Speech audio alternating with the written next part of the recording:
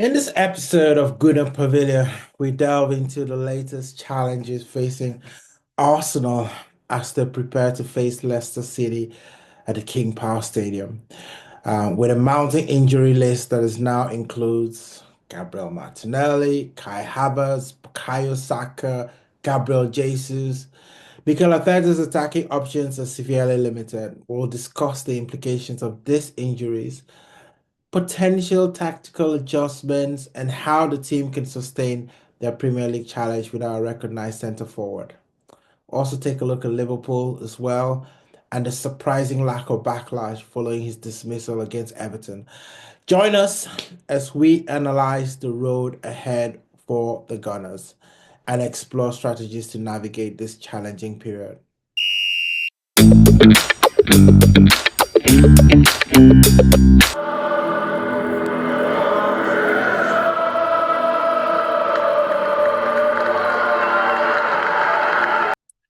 All right, welcome back to Gooner Pavilion, all things Arsenal. I'm your host, Eddie. Come here for the Arsenal, stay for the family. Listen, as we gear up for our clash against Leicester City, we find ourselves facing a significant challenge, guys. Our injury list has grown alarmingly long. Now, the question in everyone's mind is how will Arsenal sustain this Premier League challenge without a recognized centre forward? I mean, people could say, well, we didn't have a recognized centre forward anyway. But guys, let's dive into the latest development and explore our options. So first, let's address the elephant in the room. Mounting injuries. Kai Havertz has suffered a hamstring injury, and it's ridiculous. We just keep getting hamstring injuries, to all of our players, and I'm wondering what's going on there. Is it the training methods? Is this something with the kid? I think it needs to be some hard, long look at what's going on. But this happened in Dubai. He's going to miss the remainder of the season. It's a significant blow, considering Havertz is our only forward. Gabriel Martinelli also sustained a hamstring injury during our defeat at Newcastle. And according to reports, he will not be around for at least a month. So that makes him a doubt for at least, 3 or 4 fixtures. And of course, Gabriel Jesus is sidelined to the end of the season, and Bukayo Saka is still not ready. And he was with them in Dubai, so I think it's probably not far off. Okay, let's talk about what Mikel Arteta can do, right? Because I think people may immediately say, you've got Trossard, you've got Raheem Sterling, and you've got Waneri. Let them start a game. I feel like Mikel Arteta will not go that route because it just means that there's no one on the bench for him to bring into the game if he needs to change things. I probably I might see um, Sterling start in the game with Waneri, with Trossard coming off the bench. That might suck for Trossard, but I feel like he's probably the one that you can guarantee that would have an impact when he comes off the bench.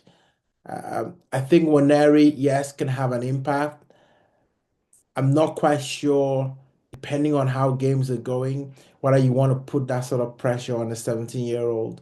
So for me, it would be Raheem Sterling, it would be Waneri starting.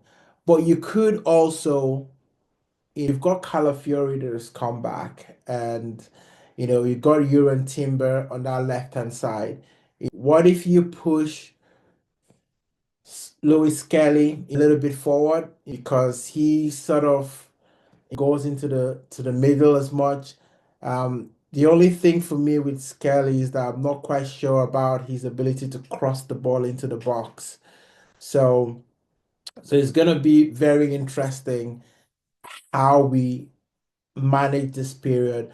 We've got a defense slowly coming back. That's the good thing. We can't afford to have injuries there. And in the midfield, you pretty much got a full squad to choose from. So you've got Marino, Jorginho, you've got Partey, you've got Declan Rice. So I think that potentially, you might want to throw Marino in there as well. Um, we could have five in the midfield, but that five is not really defensive because usually when people play like that is super defensive. But you could have the likes of Odegaard, Merino, just almost kind of float. The one thing that I'm I don't know how we will solve this problem is if we do need to get the ball up to the other side very quickly, who's going to hold the ball up? And I think that's one thing that Havertz was doing for us in the squad. So it'll be interesting who's got the ability to do that. I don't know how Trossard, Sterling, or even Waneri would be able to cope with getting balls up front very, very carefully. And teams are going to know this, right? So they know that Arsenal are going to want to pass their way into the final third, and they will have a game plan on how to stop us from doing this. So I think it's going to be crucial, how Mikel Arteta adjust this. Listen, we've made our bed.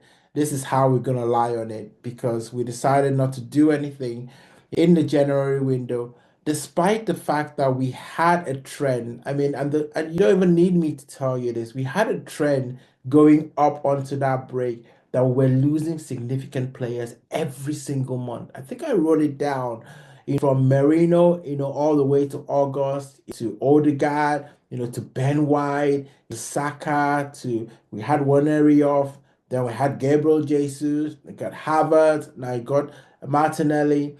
And for me, it seems like it's not gonna stop. I'm not wishing any of the players bad, but there's certainly a trend that is going on, and I hope that they can do something about that.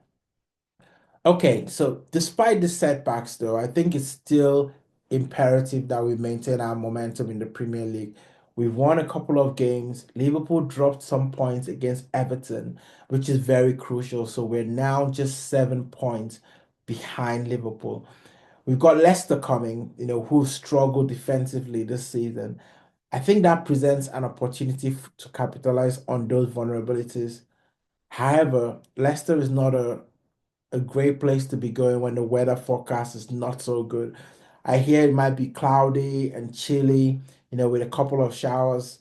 The playing conditions will be challenging, and you know that it will be up for a scrap. So this is not gonna be a gimme game.